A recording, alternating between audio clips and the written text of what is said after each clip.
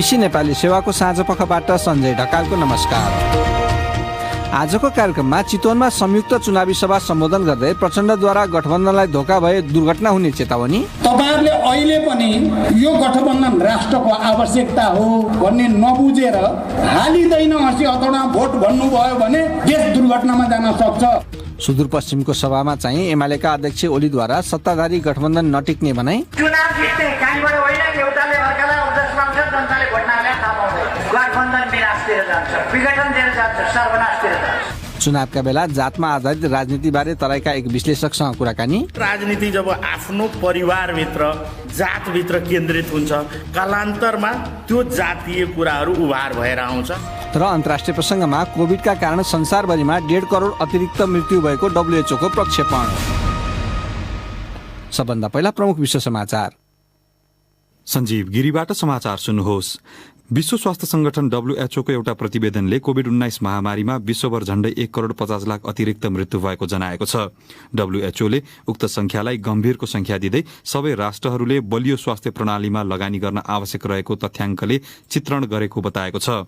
WHO Ki doctor Samira आसमा भन्छिन्, यो पत्याउनै गाह्रो संख्या हो। हामीले गुमाएका मानिसहरूको सम्मान गर्न र नीति निर्माताहरूलाई जिम्मेवार बनाउन जरुरी छ। WHO की डाक्टर समीरा आसमाको भनाई। प्रतिवेदनमा कोभिड अनि क्यान्सर लगायतका रोग लागेकाहरूले अस्पतालमा परेको चापका कारण उपचार प्राप्त गर्न नसकेकाले मृत्यु भएकाहरूको तथ्याङ्क पनि समेटेको छ। अतिरिक्त मृत्यु दक्षिण अनि उत्तर अमेरिका, युरोप र दक्षिण पूर्वी एसियामा बढ़ी भएको पाइएको बताइएको छ। विश्व स्वास्थ्य संगठनले भारत र उसका छिमेकी राष्ट्रहरूलाई पनि दक्षिण पूर्वी एसिया क्षेत्रमा समेट्ने गरेको छ। 3 दिनसम्म युद्ध विराम लागू गर्ने रूसले दावी गरेको भए पनि युक्रेनी शहर मारिउपोल स्थित एजोस्टाल स्टील उद्योगमा युद्ध भइरहेको युक्रेनी अधिकारीहरूले जनाएका छन्। एकजना युक्रेनी सांसदले उद्योगमा फँसेका सर्वसाधारणलाई उद्धार गर्ने तयारी भइरहेको भए पनि रूसी आक्रमण नरोकिएको बताइन्। क्रेमलिनका प्रवक्ता दिमित्री पेस्कोभले उक्त क्षेत्र रूसी सेनाको घेराबन्दीमा रहेको भए पनि मानव सहायता मार्ग खुला रहेको बताएका छन्।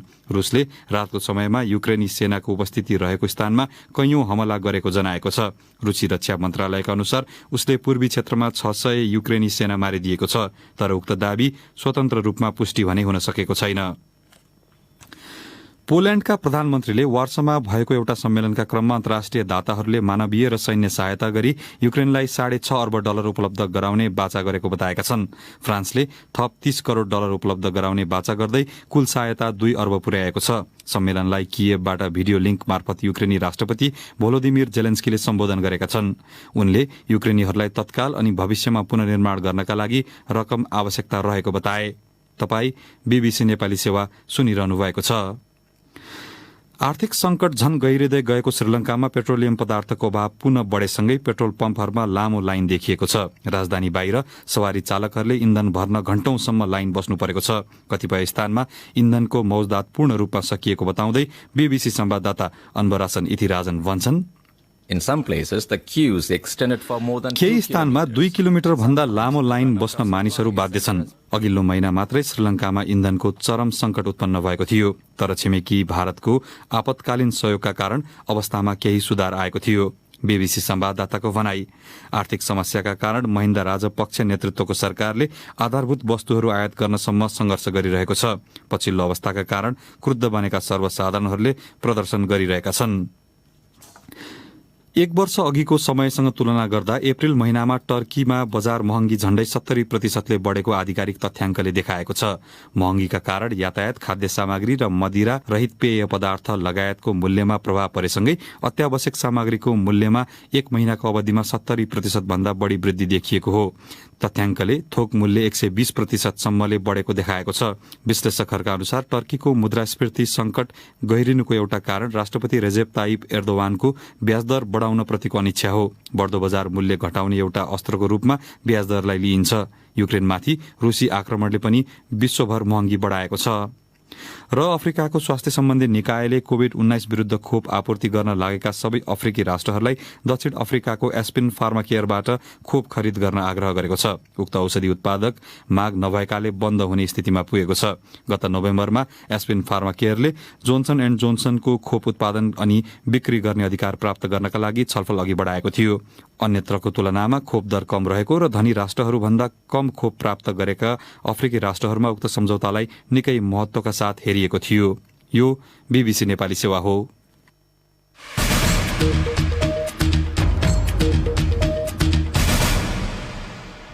साँझ पखमा यहाँलाई स्वागत छ। संयुक्त चुनावी सभालाई सम्बोधन गर्दै आज माओवादी केन्द्रका अध्यक्ष प्रचण्डले गठबन्धनलाई धोका नदिन कड़ा भाषामा आह्वान गरेका छन्। स्थानीय चुनावमा धेरैको चासोको केन्द्रमा रहेको भरतपुर महानगरपालिकामा आज आयोजित सभालाई सम्बोधन गर्दै प्रधानमन्त्री शेरबहादुर देउवाले पनि आफ्ना समर्थकहरूसँग गठबन्धनकै पक्षमा भोट दिन अनुरोध गरेका छन्। गठबन्धनको सभामा गरिएको टिप्पणीलाई लिएर विपक्षी एमालेका नेताहरूले धम्कीपूर्ण अभिव्यक्ति प्रजातन्त्रलाई चुनौती भएको भनेका छन्। सुनौ चितवनबाट ईश्वर जोशीको रिपोर्ट। चितवनको भरतपुरमा आम सभालाई सम्बोधन गर्न 5 दलीय सत्ता गठबन्धनका शीर्ष नेताहरू चितवन आइपुगेका थिए। उक्त आम सभालाई सम्बोधन गर्दै नेकपा माओवादी केन्द्रका अध्यक्ष प्रचण्डले चितवनमा देखिएको समस्याप्रति इंकित गर्दै गठबन्धनको खिलाफमा गए दुर्घटनामा पर्न सक्ने कडा अभिव्यक्ति दिए। तपाईहरुले अहिले पनि यो गठबन्धन राष्ट्रको आवश्यकता हो, यो गठबन्धन गणतन्त्र र लोकतन्त्रको आवश्यकता हो, देशको जनताको समृद्धि र विकासको आवश्यकता हो भन्ने नबुझेर हालिँदैन हसी अथवा भोट भन्नुभयो भने देश दुर्घटनामा जान सक्छ।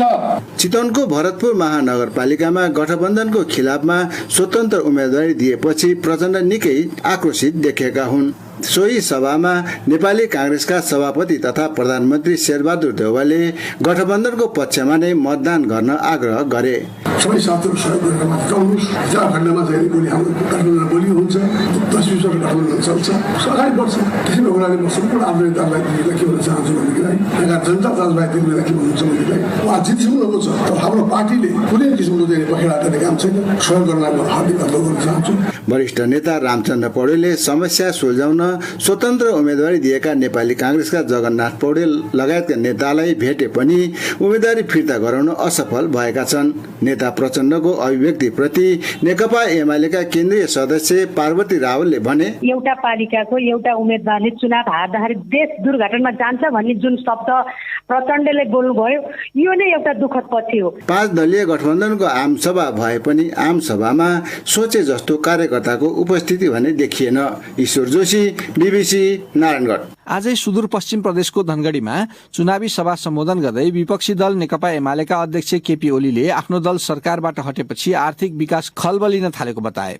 उनले सत्ताधारी दलहरूको गठबन्धनको पनि चर्को आलोचना गर्दै चुनाव पश्चात गठबन्धन नटिक्ने बताएका थिए। यो चुनावको परिणाम आएपछि गठबन्धनको हेर्नु होला हालत के हुन्छ। गठबन्धनको हालत मैले अहिले धेरै नभने बेहाल हुन्छ। चुनाव जित्ने कहीँबाट होइन, एउटाले अर्कालाई अवदस पाउँछ, जनताले भोट नहालेर थाहा पाउँदैन। गठबन्धन विनाशतिर जान्छ, विघटनतिर जान्छ, सर्वनाशतिर जान्छ। नेकपा एमालेका अध्यक्ष केपी ओली। चुनावको संघारमा देशभरि सत्ताधारी 5 दलले गठबन्धन गर्ने भने पनि स्थानीय स्तरमा थरीथरीका गठबन्धन देखिएका छन्। कतै गठबन्धन बाहिर गएरै एमाले र माओवादी त कतै कांग्रेस र एमालेको समेत गठबन्धन भएका विवरण आएका छन्। अछामको एउटा स्थानीय तहमा त एमाले र उबाटै छुटिएर गएको एकीकृत समाजवादीको पनि तालमेल भएको पाइएको छ। त्यस्तै अनौठो तालमेल झापाको कचनकबल गाउँपालिकामा पनि देखिएको छ, जहाँ सत्ता गठबन्धनका एवं एमाले सहितका गणतन्त्रवादी दलहरू मिलेर राप्रपालाई एक ल्याएका छन्। केन्द्रीय निर्देशन विपरीत तालमेल बनेको देखिएको कचनकबल राप्रपा अध्यक्ष राजेन्द्र लिङदेनको क्षेत्रमा पर्छ। झापाबाट हाम्रा संवाददाता उमाकान्त खनालले पठाएको रिपोर्ट सुनौ। 2074 सालको निर्वाचनमा कचनकबलमा राप्रपाका अञ्जरा आलम 5816 मत ल्याएर अध्यक्षमा निर्वाचित भएका थिए। उनले कांग्रेसका कालेन्द्र राजवंशीलाई 400 भन्दा बढी मतले जितेका थिए भने उपाध्यक्षमा राप्रपाकै निमसरी राजवंशी निर्वाचित भएकी थिइन्। उनले पनि कांग्रेसकी गीता खरेललाई जितेकी थिइन्। राप्रपाका केन्द्रीय अध्यक्ष राजेन्द्र लिङदेन प्रतिनिधि सभामा निर्वाचित क्षेत्रको कचनकबल गाउँपालिकामा यस पटकको चुनावमा गणतन्त्रवादी र राजावादी बीचको ध्रुवीकरण जस्तो बनेको स्थानीयवासी बताउँछन्। स्थानीयवासीको यो भनाई नेकपा एमालेबाट उपाध्यक्षका उम्मेद्वार बनेका नवराज भट्टराईको भनाईले पुष्टि गर्छ। संघीय लोकतान्त्रिक गणतन्त्र ल्याउने शक्तिहरूलाई निश्चित बनाउने खालका गतिविधिहरू छन्। यहाँ जनताले बनाएको संविधान, त्यही संविधानमा टेकेर शासन गर्ने, त्यही संविधान विरुद्ध चाहिँ यो आवाज बुलन्द गर्ने। तर यस्तो किसिमको ध्रुवीकरण देशभर होस् भन्ने मनसाय राख्छन् राप्रपाका नेताहरू। राप्रपा झापाका अध्यक्ष केशव ओझा। त्यो खालको गठबन्धन देशभरि होस् भन्ने सोचमा छौँ। हाम्रो लडाई नै त्यही हो। साइन बोर्ड मात्रै फरक, उनीहरूको नीति सिद्धान्त एउटै भएको हुनाले उनीहरू एकपट्टि र हामी एकपट्टि हुनु पर्यो। देश ध्रुवीकरणतर्फ जानु पर्यो। सत्ता गठबन्धनको केन्द्रीय नीति अनुरूप सत्ता बाहिर रहेका दलहरूसँग चुनावी तालमेल नगर्न निर्देशन भए पनि कचन कबलमा राप्रपासँग सबै दल चिडिएका नेपाली कांग्रेस प्रदेश नम्बर 1 का सभापति उद्धव थापा बताउँछन्। जुन सुविधाहरू पाउनु पर्ने विकास सीमाका कामहरू हुनुपर्ने त्यो चाहिँ केवल त्यो राप्रपासँग सम्बन्धित भएर दलको निर्देशन अनुसार मात्रै काम गरेको कारणबाट चाहिँ सबै दल राप्रपासँग रिसाएको अवस्था हो। त्यहाँको जनता, त्यहाँका चाहिँ राप्रपा इतरका राजनीतिक दलहरूले चाहिँ आफैले त्यो चाहिँ एउटा गठबन्धन तयार गरे। तर 2074 सालको निर्वाचनमा राप्रपाबाट निर्वाचित निवर्तमान उपाध्यक्ष तथा अहिले पनि उपाध्यक्षका लागि राप्रपाकी उम्मेद्वार निमसरी राजवंशीले उक्त आरोप ठाडै अस्वीकार गरिन्। मिल्न सक्छ नि त। राप्रपाले एकलौटी काम गर्यो, त्यसकाले गर्दाखेरि हामी सबै चिडिया छौं भन्ने खालको कुरा गर्छन्। त्यस्तो भएको हो? यस्तो चाहिँ होइन। राप्रपा अब हराउन नसक्ने हुँदाखेरि गठबन्धन नगरी उपाय छैन भन्ने थियो। राप्रपा इतरको गठबन्धनबाट अध्यक्षका उम्मेद्वार कांग्रेसका कालेन्द्र राजवंशी छन्। आफ्नै क्षेत्रको स्थानीय तहमा आफ्नो दल इतरका राजनीतिक दल एक ठाउँमा उभिएपछि राप्रपा अध्यक्ष लिङ्गदेनका लागि आफ्नो राजनीतिक साख जोगाउन निकै ठूलो चुनौती बनिदिएको छ। उमाकान्त खनाल, बीबीसी, झापा। सबैभन्दा कम मतदाता रहेको हिमालपारीको जिल्ला मनाङमा आधाभन्दा कम पदका निम्ति मात्र चुनाव हुँदैछ। कतिपय पदमा निर्विरोध निर्वाचित भएका छन् भने कतिपय पदमा उम्मेद्वारी नै नपरेको जिल्ला निर्वाचन कार्यालयले जनाएको छ। हिमालपारीको अर्को जिल्ला मुस्ताङमा पनि वडा अध्यक्ष सहित 31 पदमा उम्मेद्वार निर्विरोध निर्वाचित भएका छन्। पोखराबाट नारायण कार्कीको रिपोर्ट सुनौ। मुलुकमै सबैभन्दा कम मतदाता रहेको मनाङ जिल्लाको 4वटा गाउँपालिकामा 148 पद मध्ये 61 पदमा एक जनाको मात्र उम्मेदवारी परेको मनाङका जिल्ला निर्वाचन अधिकारी पुष्पराज शर्माले जानकारी दिए। गाउँपालिका अध्यक्ष र उपाध्यक्ष र टोटल वडा समिति गरेर जम्मा जिल्लाभरि नै 148 हो। 4वटा पालिकामा गरेर त्यसमा 61 जना चाहिँ निर्विरोध हुनुभयो र 14 जना चाहिँ उम्मेदवारी परेन। 75 पद चाहिँ सकिसकेका छ। अब 73 पदका लागि चाहिँ निर्वाचन हुँदैछ। मनाङ जिल्लामै पहिलो पटक मनाङ निस्याङ गाउँपालिकाको अध्यक्षमा महिलाको उम्मेदवारी परेको छ। यस्तै मुस्ताङको थासाङ गाउँपालिकाको अध्यक्षमा पनि महिलाको उम्मेदवारी परेको छ। ठूलो संख्यामा जिल्ला बाहिर रहेका मनाङ र मुस्ताङका मतदाताहरू अन्य साधनका अतिरिक्त हेलिकप्टर समेत प्रयोग गरेर मतदानका लागि जिल्ला पुग्ने गर्दछन्। पोखरामा व्यवसाय गर्ने माया गुरुङको पनि मतदानका लागि मनाङ जाने कार्यक्रम छ। मेरो आँकडामा चाहिँ 95% नै हामी शहर केन्द्रित छौँ। जुनसुकै चुनावमा पनि हामी शहरमा बसेकोहरू आफ्नो गाउँ नै फर्कन्छौँ भोट हाल्नको लागि। विगतमा हाम्रो मनाङमा जाने बाटोको असहजताको कारणले गर्दाखेरि विभिन्न माध्यमहरू हेलिकप्टरबाट पनि जान्थ्यौँ, हिँडेर जान्थ्यौँ हामी। तर अहिले चाहिँ बाटोको सुविधाले गर्दाखेरि बेसी शहरबाट चाहिँ जान्छौँ। मनाङका प्रमुख जिल्ला अधिकारी रविन्द्र आचार्यका अनुसार कुल 28 वटा मतदान केन्द्र रहेको मनाङको नार्पा भूमि गाउँपालिकाको 5 वटा मतदान केन्द्रमा पुग्न 2 दिन पैदल हिँड्नु पर्छ। उता मुस्ताङ जिल्लामा दिउँसोको समयमा हावाहुरी चल्ने कारणले विशेष गरी बिहानको समयमा घर दैलो कार्यक्रमको माध्यमबाट मतदातासँग प्रत्यक्ष भेटघाट गर्दै आएको गाउँपालिका अध्यक्ष पदका एक उम्मेद्वारले बताए। 10,400 भन्दा बढी मतदाता रहेको मुस्ताङ जिल्लामा 5 वटा प्रमुख राजनीतिक दलहरू कतै मिलेर र कतै छुट्टा छुट्टै चुनावी प्रतिस्पर्धामा छन्।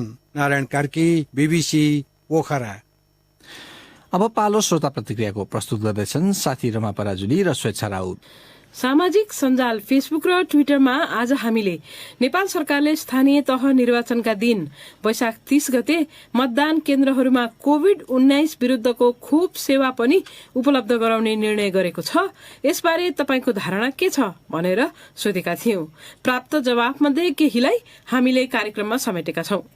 फेसबुकमा इन्द्र नारायण श्रेष्ठले लेखेका छन्, छुटेकालाई खोप लगाउने र खोपको मात्रा पूरा नगरेकालाई निर्वाचनको दिन खोप सेवा दिने नेपाल सरकारको योजना सराहनीय छ। लक्ष्मण शर्माले भने चुनाव प्रचार प्रसारमा भीड़ जम्मा गराएर कोभिड संक्रमणको जोखिमतिर पटक्कै ध्यान नदिने अनि चुनावकै दिन सबैलाई एकै ठाउँमा बोलाएर खोप दिने सरकारको योजना हास्यास्पद रहेको धारणा राख्दै फेसबुकमा लेखेका छन्, बरु चुनावी प्रचार प्रसार अभियानमा कोभिड संक्रमणको जोखिमलाई मध्यनजर गरी निश्चित मापदण्ड बनाएको भए केही हदसम्म सरकारले कोभिड संक्रमण प्रति सजगता अपनाएको ठहरिन्थ्यो, किनकि मतदानकै दिन खोप पनि दिने कामले दुवैतिर उचित व्यवस्थापन गर्न कठिन हुन सक्छ। गणेश खडायत सानुले सरकारको निर्णय एकदमै राम्रो रहेको बताउँदै व्यवस्थित अनि भीड़भाड़ रहित तरिकाले समयको सही सदुपयोग गर्न सक्नु पनि सबैको जिम्मेवारी रहेको धारणा व्यक्त गरेका छन्। ट्विटरमा निरौला रमेश नाम गरेका प्रयोगकर्ताको भनाई भने अलि फरक छ। उनी लेख्छन्, विश्वव्यापी महामारीको रूपमा फैलिएको कोरोना भाइरसका कारण लाखौंको ज्यान गयो, अझै पनि पूर्ण रूपले सहज अवस्था बनेको छैन। यो भाइरस विरुद्ध खोप लगाउन आवश्यक छ, तर मतदान स्थलमै खोप लगाउनु भनेको जनताको वर्तमान राजनीतिप्रति देखिएको निराशाका बीच भोट दिलाउन उपस्थिति गराउने मेलो मात्र हो। फेसबुकमा मित्रबन्धु ढकालले संक्षिप्त प्रतिक्रिया जनाउँदै लेखेका छन्, सुनमा सुगन्ध, सबैले फाइदा लिन नभुल्नुहोला। यसरी नै बहुउद्देश्यीय कार्य सबैतिर भए अनावश्यक झन्झट अनि खर्चबाट बच्न सकिन्छ। ट्विटरमा विशाल रेग्मीले लेखेका छन्, यसरी कोभिड विरुद्ध खोप कार्यक्रम सञ्चालन गर्नु राम्रो नै छ, तर भीड़भाड़ नगरी छुट्टै स्थान बनाएर खोप कार्यक्रम सञ्चालन गर्दा छुटेकाहरूले खोप लगाउन पाउने र उनीहरू कोभिडको जोखिममा पनि नपर्ने हुन्छ। खोप कार्यक्रम सञ्चालन भए पनि आफ्नो व्यक्तिगत सुरक्षाका लागि मास्क र स्यानिटाइजर जस्ता कुरा अनिवार्य बोक्नुपर्छ। फेसबुकमा राम शर्मा सडक नाम गरेका प्रयोगकर्ताले लेखेका छन्, किन त्यही दिन लगाउने, अघि पछि समय छैन हो, सहानुभूति बटुल्न, भावनात्मक ब्ल्याकमेलिङ, वारे वा सरकार। शेर सिंह नाम गरेका फेसबुक प्रयोगकर्ताको भनाई पनि मिल्दोजुल्दो छ। आफूलाई सरकारको निर्णय ठिक नलागेको उल्लेख गर्दै उनी लेख्छन्, निर्वाचन र खोप सेवा अत्यन्तै फरक कुरा हुन्। कोभिड-19 विरुद्ध खोप सेवा अन्य कुनै दिन वा 2-4 दिनको फरकमा गरे हुन्न र खोप लगाउन को नजाला र? पशुपतिको जात्रा सिद्राको व्यापार गर्नु भएन नि सरकार। फेसबुकमा गम्भीर दुवाडीले लेखेका छन्, स्थानीय तह निर्वाचनकै दिन सरकारले कोभिड विरुद्ध खोप मतदान केन्द्रमा दिन लाग्नु एक हिसाबले राम्रो छ, छुटेकाले खोप पाउने भए। यदि मतदान केन्द्र वरिपरि हुलदंगा भएमा चाहिँ शान्ति सुरक्षा व्यवस्थापन गर्न हम्मे पर्न सक्छ। ट्विटरमा सुजन पण्डित सरकारको यो निर्णय स्वागत योग्य रहेको उल्लेख गर्दै लेख्छन्, यसको व्यापक प्रचार प्रसारको खाँचो छ, किनकि मतदानका लागि उमेर नपुगेका, मतदाता नामावलीमा छुट भएका, एक ठाउँमा मतदाता नामावली अर्कोतिर बसाई भएका, नाम भए पनि मतदान गर्न नजाने मानिसहरू समक्ष यो समाचार पुर्याउन जरुरी छ। पूर्ण रेग्मीले फेसबुकमा भीड़भाड़ नहुने गरी मतदान केन्द्र भन्दा टाढा खोप कार्यक्रम गर्दा राम्रो हुने सुझाएका छन्। दुवै स्थान नजिक हुँदा शान्ति सुरक्षा कायम गर्न कठिनाई हुन सक्ने उनको भनाइ छ। अब अर्को प्रसंग, खास गरी स्थानीय चुनाव भन्ने बित्तिकै धेरै ठाउँमा जातीयताको प्रभाव महत्वपूर्ण हुने गरेको बताइन्छ। राजधानीदेखि लिएर विभिन्न शहरहरूमै पनि त्यस्तो प्रभाव पर्ने गरेको जानकारहरू बताउँछन्। मतदाताले सजातीय उम्मेद्वारलाई प्राथमिकता दिँदा कतिपय योग्य उम्मेद्वार पछि पर्ने जोखिम पनि उत्तिकै रहेको विज्ञहरू बताउँछन्। जातीयताको बढ्ता प्रभाव पर्ने क्षेत्रमा तराई मधेस पनि पर्छ, तर त्यस्तो प्रवृत्तिलाई निरुत्साहित नगरिए कालान्तरमा त्यसको दुष्परिणाम भोग्नुपर्ने चेतावनी समाजशास्त्रीहरूले दिएका छन्। यसै सन्दर्भमा हाम्रा साथी गनी अन्सारीले वीरगंज स्थित ठाकुरराम बहुमुखी क्याम्पसमा अध्यापनरत समाजशास्त्री वीरेन्द्र प्रसाद शाहलाई भेटेर राजनीतिमा जातीय प्रभाव किन बढ्दै गएको भनेर सोधेका थिए। जब राजनीतिले सही ट्र्याक लिँदैन, सबैलाई समानता पुर्याउँदैन, राजनीतिले राज्यको नीति बनाएर आम नागरिकलाई सेवा सुविधा र गर्न सक्दैन र त्यो राजनीति जब आफ्नो परिवारभित्र जातभित्र केन्द्रित हुन्छ, कालान्तरमा त्यो जातीय कुराहरू उभार भएर आउँछ। त्यसैले अहिले जुन देशको राजनीतिको केन्द्रमा रहेको जुन सेवा सुविधादेखि लिएर पहुँचको कुरा छ, जुन जातीयमा व्यवस्थालाई कहीँ न कतै प्रमोट गर्ने खालको भएकोले यो अहिलेको अवस्था देखिएको हो जस्तो लाग्छ मलाई। र त्यसतर्फ झुकाउ हुनु, मतदाताको झुकाउ हुनु र त्यस्ता नारा उम्मेदवारहरूले उठाउनुको स्वार्थ चाहिँ के हुन्छ, के फाइदा देखेका हुन्छ? मतदाता पनि त्यही जातीय व्यवस्थाबाटै आउने हो, नेता पनि त्यही समाजबाटै आउने हो, जनता पनि त्यही समाजका छन्, मतदाता त्यही छन्, राज्यको नीति कार्यान्वयन हुने निकाय त्यही छ।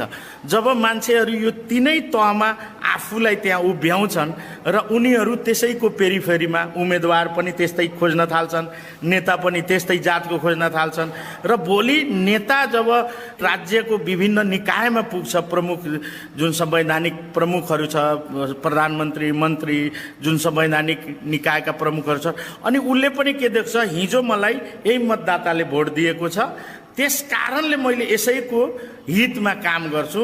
जुन कालान्तरमा लोकतन्त्रको लागि, जुन हामी गणतन्त्रको कुरा गर्छौँ, यसको लागि एउटा ग्रहणको रूपमा लिन सकिन्छ। यो कुरालाई हामी जति सक्दो चाँडै यसलाई सम्बोधन गर्नलाई राज्यको नीति, जुन आम नागरिकको समृद्धिको लागि, सुखको लागि, शिक्षा, स्वास्थ्य, रोजगारी, जुन आधारभूत अहिले मुद्दाहरू छन् नागरिकका, चाहे त्यो मधेसका मुद्दा हुन्, पहाडका हुन्, चाहे हिमालका हुन्, सबैको समस्या समान छ।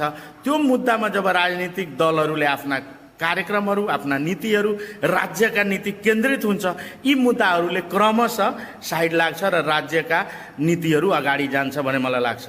निर्वाचन प्रणालीमा पक्कै पनि योग्य उम्मेदवार, अझ राम्रा सक्षम व्यक्तिहरू आउन् भन्ने ध्येय हुन्छ, उद्देश्य हुन्छ निर्वाचनबाट। तर जब मान्छेहरू जाति कार्ड फाल्न थाल्छन्, जातीय राजनीति हुन थाल्छ, के त्यस्ता कुराले राम्रा त्यस्ता योग्य उम्मेदवारहरू पाखा लाग्न सक्ने सम्भावना वा जोखिम कस्तो रहन्छ? 100% जोखिम रहन्छ। गणेशजी अघि तपाईँले भने जस्तै यो अहिलेको चुनाव मात्र होइन, विगत 10-15 वर्षको चुनाव, खास गरेर अझ गणतन्त्र पछिका उम्मेदवार छनौटमा राजनीतिक दलहरूले जुन खालका भूमिकाहरू निर्वाह गरे र जुन खालका प्रवृत्तिहरू समानुपातिकका नाममा हामीले पढ्यौँ, सुन्यौँ, पैसा दिएको त्यसकारण समानुपातिकमा परेको, नातामा छौँ त्यसकारण समानुपातिकमा परेको, मेरो सालो छ, ससुरो नेता छ त्यसकारण परेको, यो प्रवृत्तिले राजनीतिलाई धमिलो पराएकै हो। परिणामस्वरूप राजनीतिप्रति मान्छेहरूको घृणा जाग्न थाल्यो। यसरी आत्मकेन्द्रित राजनीतिले कहीँ न कतै नेपालको जुन पोलिटिक्स हो, जुन राज्य व्यवस्था छ, त्यो व्यवस्थालाई अहिले 1 दशक पनि भएको छैन संविधान बनेको, धर्मराउने कारण त्यही हो। र परिणामस्वरूप राजनीतिबाट असल मान्छेहरू, इमान्दार मान्छेहरू, योग्य मान्छेहरू आउने सम्भावना अत्यन्त न्यून छ।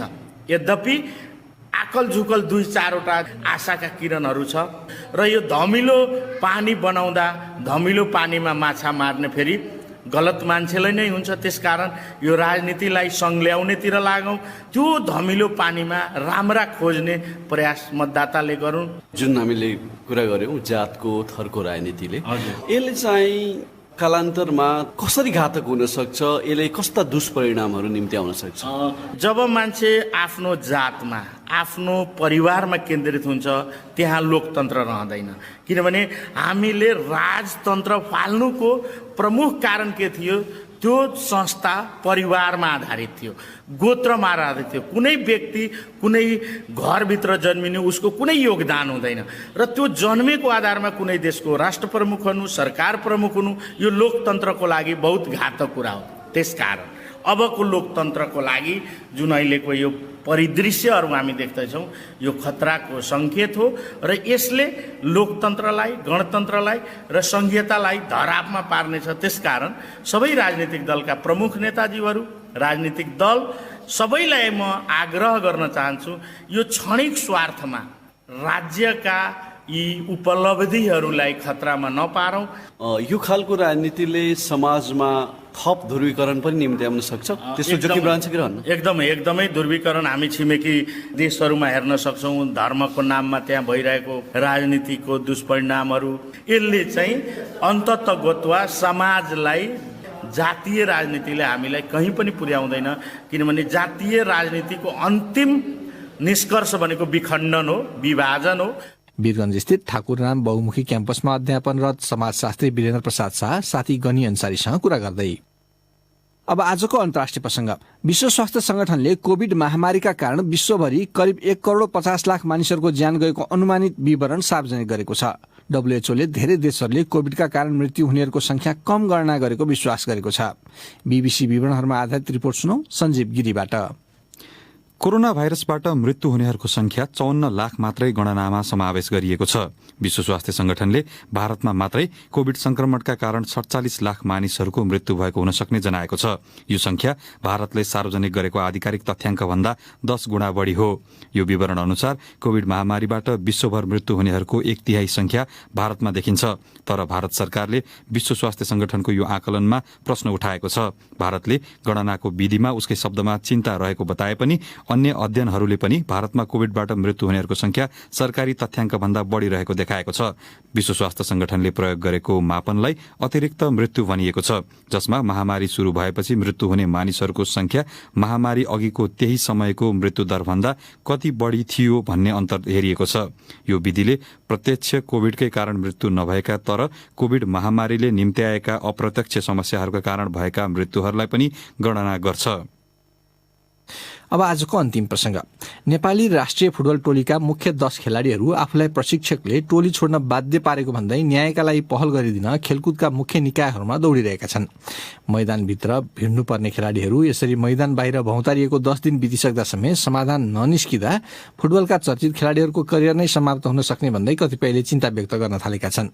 थप विवरण हाम्रा खेल संवाददाता निरञ्जन राजवंशीले तयार पारेको यो रिपोर्टमा सुनौ।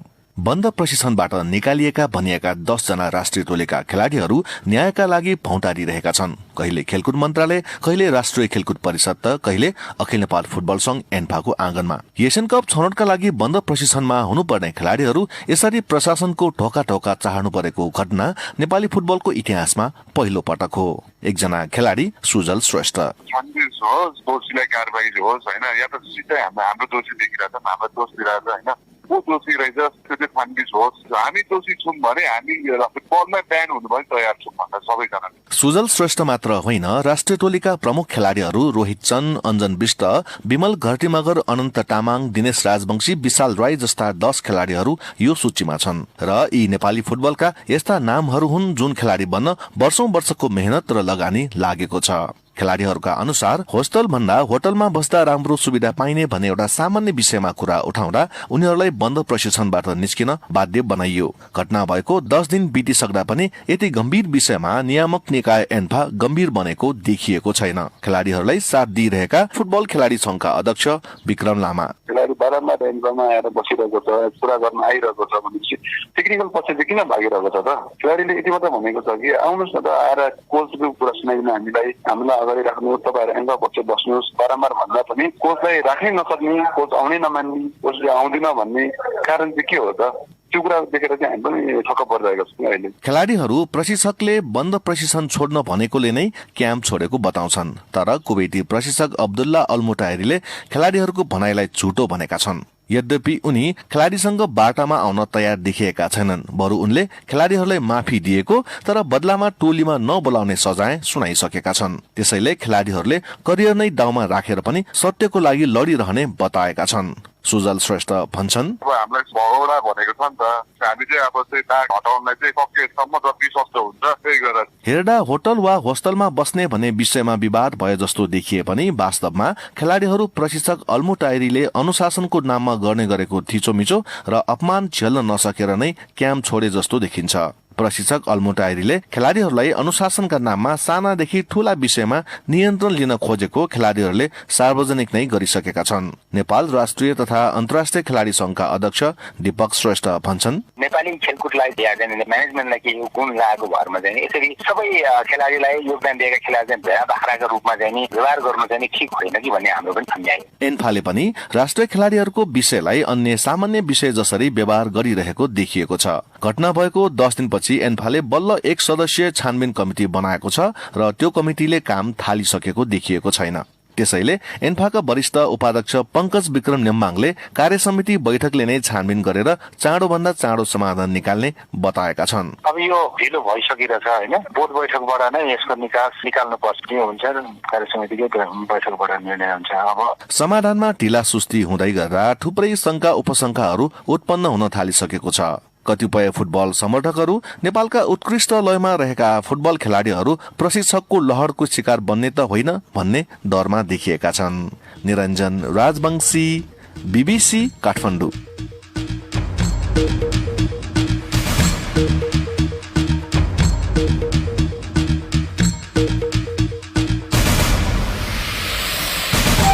हस् त यसका साथै BBC नेपाली सेवाको साँझ पख यहीँ सकिन्छ। हामीलाई चाहिँ भोलि बिहान 7:15 बजेसम्मका लागि बिदा दिनुहोस्। नमस्कार।